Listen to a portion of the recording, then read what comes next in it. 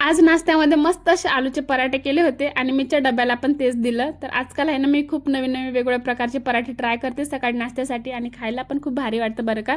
आणि त्यानंतर मग दळण पण करून घेऊन आले, पण चाळून ठेवायचं बाकी होतं. तर मी नेहमी असंच करते, 8-15 दिवसाचं घेऊन येते आणि एकत्र चाळून ठेवून देते.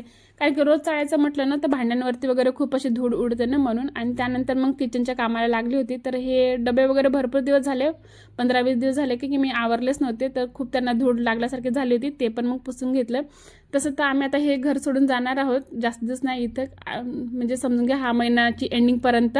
पण आता जी कामं करायची आहे तिथं करावंच लागतं. भरपूर वर्ष झालं इथं येऊन, 2018मध्ये आम्ही आलो होतो. पण आता काय करणार, नाही का, आता भाडे करून म्हटलं तर जिकडे गेलं तिकडे जावंच लागतं घर सोडून, जोपर्यंत आपलं घर होत नाही ना स्वतःचं तोपर्यंत. तर चला, नंतर मी माझ्या स्वयंपाकाला पण लागले होते. आता मला कांद्याची पात बनवायची होती, तर तेच मग काटून वगैरे ठेवत आहे. तर व्हिडिओ आता इथंच संपवते. कसा वाटला सांगा, आवडला तर लाईक करा. चला बाय, उद्या भेटू.